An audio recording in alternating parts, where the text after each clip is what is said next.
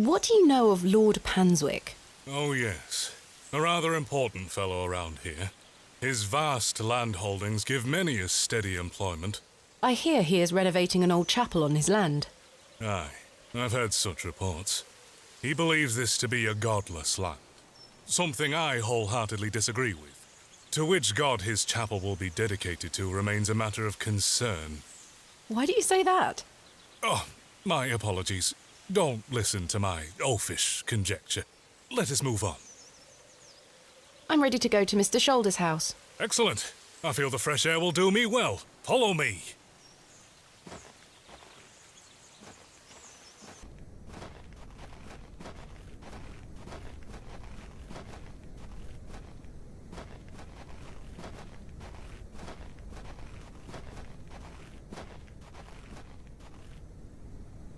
Good morning, Father.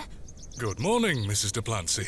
Mrs. Duplancy, this is Thomasina Bateman, a visitor to our parish. We've already had the pleasure of meeting, Father. Excellent. Miss Bateman, don't hesitate to try one of Mrs. Duplancy's wonderful cakes. Yes, I've heard about her famous Bakewell puddings. I'll be here all day, young lady. But remember, once they're gone, they're gone. Those little whelps have already gobbled up all the gingerbread. You are doing God's work, Mrs. Duplancy. He smiles upon us, Father. Miss Bateman, if you'd like to follow me.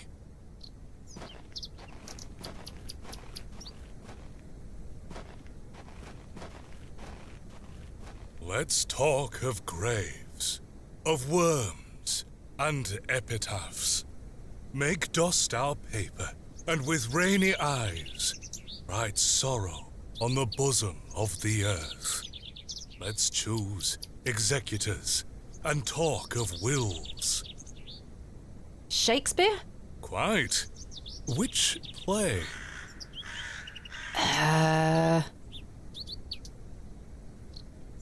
Richard II? Correct. You are well read, Miss Bateman. Studying the work of the bard is one of my favorite pastimes. Follow me.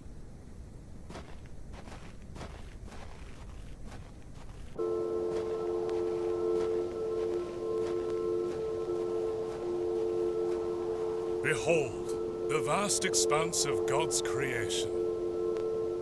The moors extend as far as the mortal eye can see. Beautiful, is it not?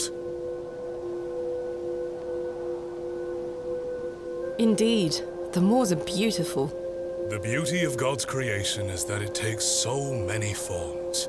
How can one take in such a view and not have faith?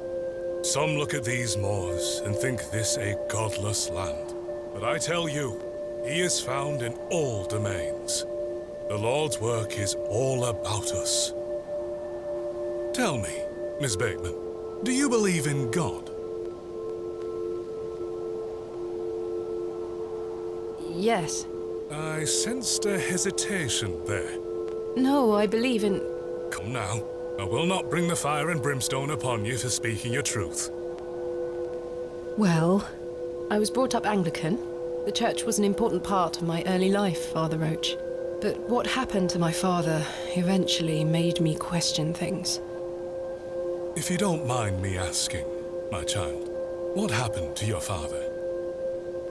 He had an accident when I was very young.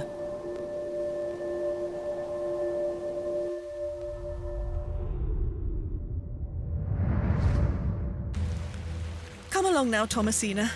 Let's get out of the rain.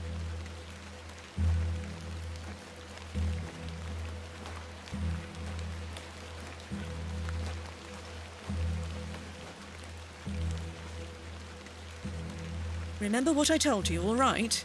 Be a good girl. People are unwell here. They don't want to hear you running about making noise. Understood? Yes, Mother. Good. And don't annoy the nurses.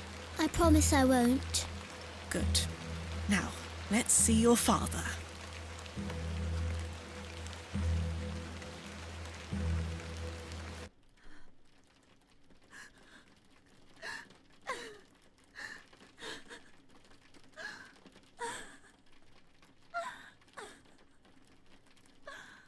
wake up!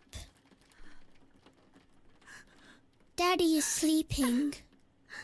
Daddy, wake up! Mummy? Mummy? Good evening, Mr. Bateman. Hello, little one.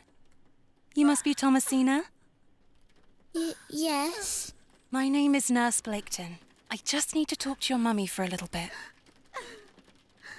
I'm sorry to disturb you, Mrs. Bateman. Mrs. Bateman? Will he ever talk again, Nurse Blaketon? The doctor is uncertain, Mrs. Bateman. There is the possibility that Mr. Bateman won't regain any movement at all. But we will do our utmost to look after Mr. Bateman here at Ticehurst, ma'am. He will have a nurse by his side at all times, I can assure you.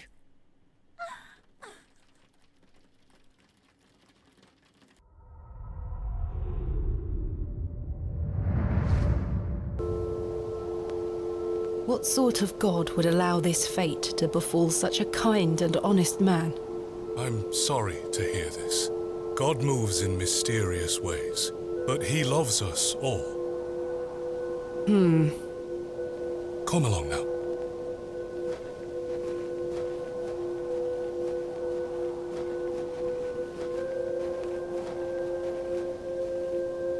Hello? She scampered off in a hurry. Who was that? Some primitive folk make their home out on the moors. I suggest you keep your wits about you when you are exploring, and don't stray too far from Bewley. I see. How much farther to Mr. Shoulder's house? Still quite a walk, I'm afraid, but we'll get to him soon enough. Now then, take a look at this. Legend has it that this cairn has stood here for over 1,000 years. How remarkable. The Devil's Toe.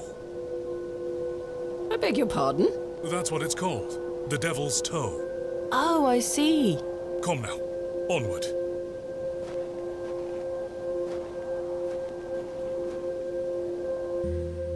We walked and walked across that vast, featureless landscape.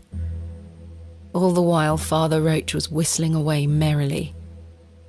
Just as I had begun to wonder if we were hopelessly lost, a building emerged from the mist. Mr. Shoulder's cottage.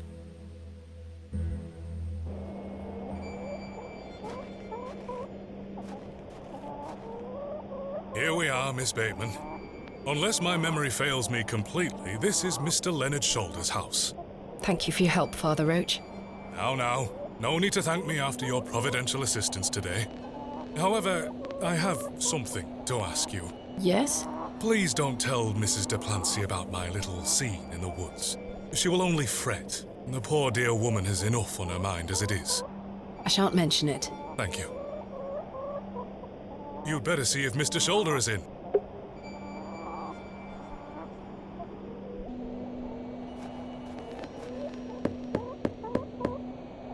Mr. Shoulder? Is Thomasina Bateman here? I'm here in Bewley as discussed.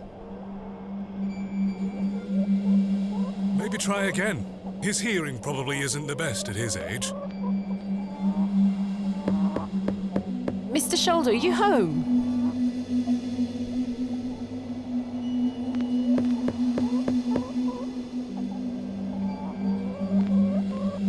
It appears Mr. Shoulder is not at home. Curses. Perhaps you could try the handle. It's locked. A carved stone has been affixed to the door. I think it depicts a crescent moon.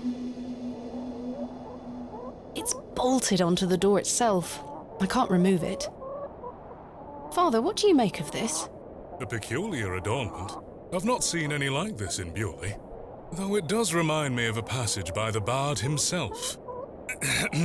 It is the very error of the moon. She comes nearer earth than she was wont, and makes men mad. Othello? Precisely, Miss Bateman. Your knowledge of the bard is presently flawless. I consider myself to be well-read, Father Roach. It's delightful to meet a fellow bookworm, I must say.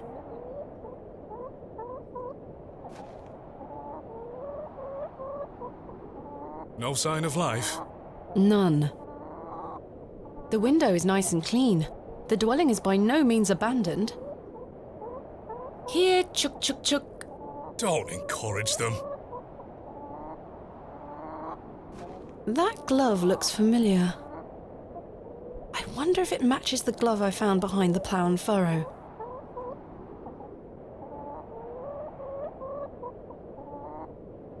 The gloves are a pair. Does this mean Mr. Shoulder was in the alley last night? Why didn't he come inside to see me? Perhaps he's gone for a stroll. Possibly. I'd suggest you call back later, my child. I myself must make my way back home. I have some matters to attend to at the church. Shall I accompany you back to Bewley? No, you go ahead, Father, thank you. As you wish. Farewell, Miss Bateman. I hope Mr. Shoulder finds his way to you. Thank you for your help, Father Roach. My pleasure. Parting is such sweet sorrow. Romeo and Juliet? Correct.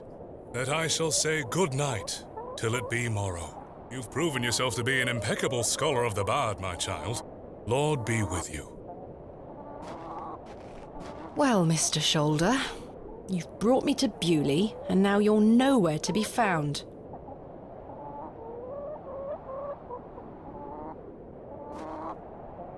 The trousers feel damp. Freshly hung, or still wet from last night's rain? Slightly damp. I've no desire to lug a block of wood about the countryside. The window is much too high up to reach. I've no desire to lug a block of wood about the countryside. You're a sweet little thing, aren't you?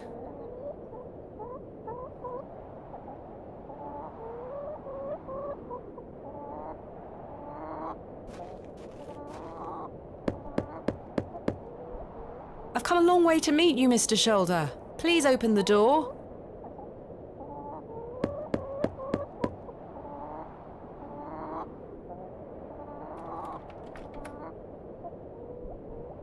Mr. Shoulder continues to prove himself elusive.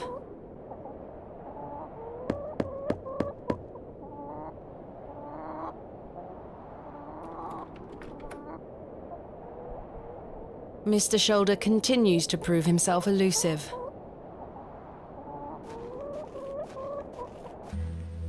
As I trudged back to Bewley across those cold moors, I made a new resolution. I would find Hob's Barrow myself, with or without Mr. Shoulder.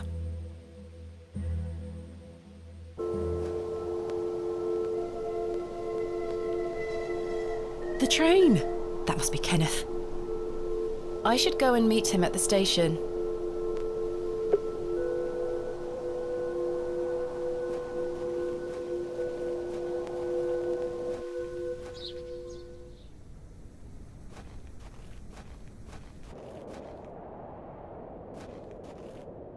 The moors stretch into the distance. I don't wish to wander aimlessly. I'd better not touch them. They could be poisonous.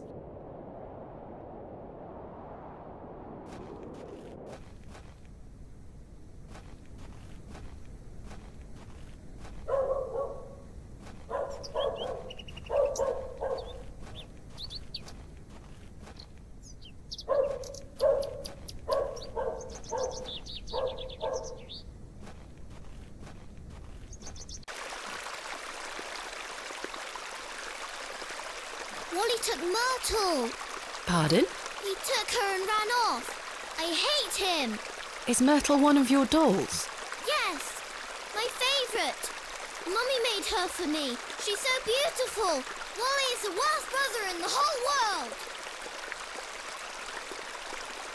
Why did your brother take Myrtle away?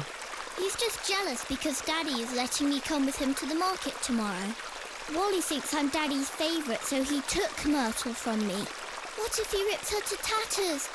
What if he feeds her to Mr. Bryden's goat? Don't worry, Jane. I'm sure he wouldn't do such a thing. Where did your brother go? I don't know. Home, maybe. But I have to wait here for Myrtle's friends to dry out. Have you heard of a place called Hob's Barrow? I have, yes. You have? We aren't supposed to talk about it. Why not? Would you like to go there? Yes, I would very much like to. I'll tell you where it is if you find Myrtle for me. You will?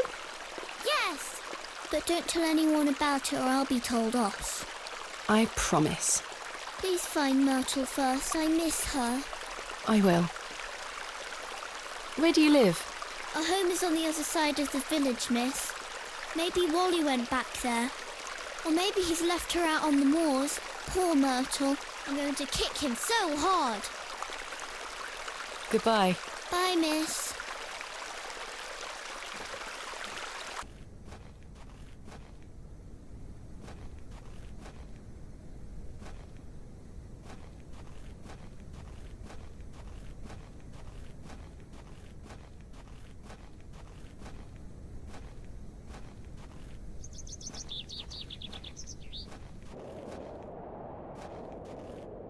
The moors stretch into the distance. I don't wish to wander aimlessly.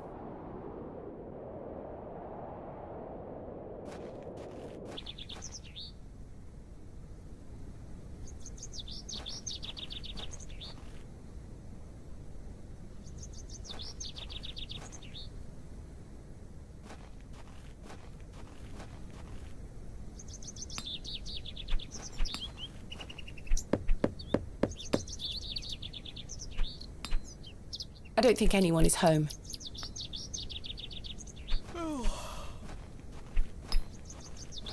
Good day. Hello, miss. What do you know about Lord Panswick? Not a lot. I know he's in charge around here. Does he come to the village often? Not really. He has a manor out on the moors. Have you ever been there? Heavens, no. Villagers aren't allowed there. Why not? Dunno. It's just the way it is. Are you sure you know nothing of Hob's Barrow? I really must find it. I'm sure. Goodbye. Bye, miss.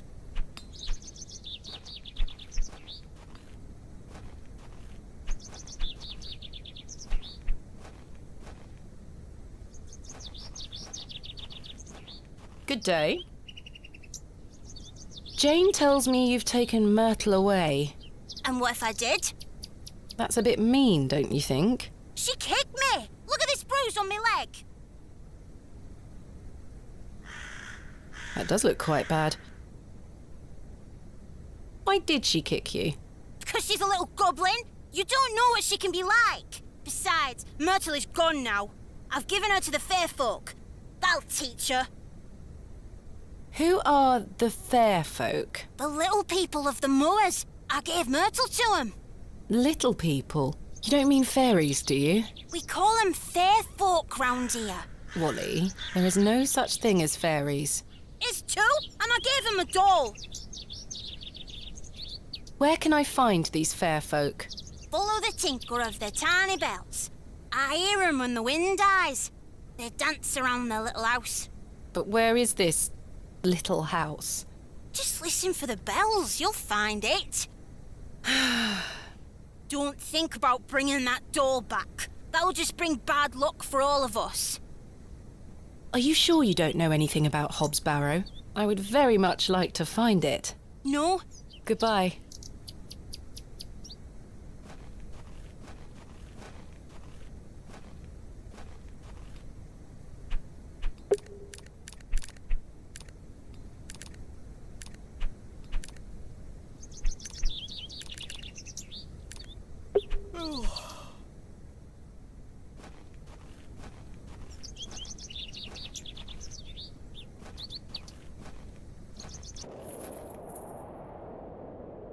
I'm not sure if these are poisonous or edible. It looks like something has been buried in the middle.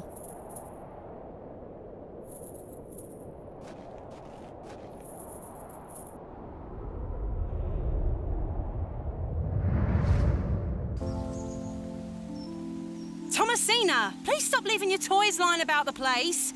What happened the last time you left your dolly under the tree? A fox ate it, madame. Yes, it did. Fetch it now, won't you? Then I'll fix your supper. Yes, madame.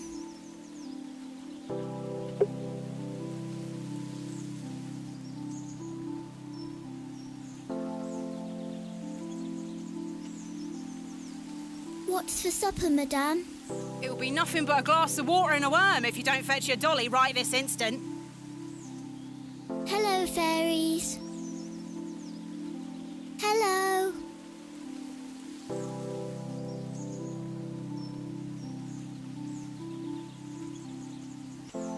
There you are, Josephine.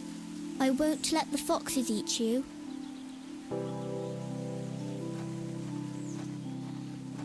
Who's that you have there, little bird? Josephine. She introduced me to the fairies. Oh, fairies, you say? Yes, Daddy. Do you believe in fairies? Of course. Do you see those mushrooms over there? Yes. That's a gateway to their kingdom. That's where Josephine and I go to talk to the fairies. Now, listen to me, Thomasina. Yes? You're old enough now to hear this. There's no such thing as fairies or talking dolls, my little bird. What do you mean? I'm sorry, my dear child. I do not wish to upset you. I just want to make sure that you understand the difference between fantasy and reality. Josephine is just a doll, and fairies do not exist. But, Daddy... Science is the great antidote to the poison of enthusiasm and superstition. Please always remember that. If you hear anything about fairies or the like again, know that it's hogwash. What is it?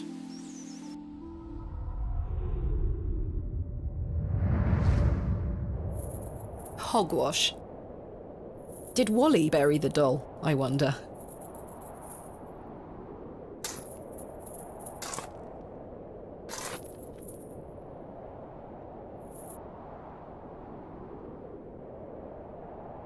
This must be Jane's ragdoll. You're coming with me, little fellow. I shall name you Kenneth. Perhaps these wriggling worms are the fair folk young Wally was so fearful of. How strange. There is a hairpin pierced through the arm. This may come in handy. I'll keep it. At least I shall not return from Bewley empty-handed.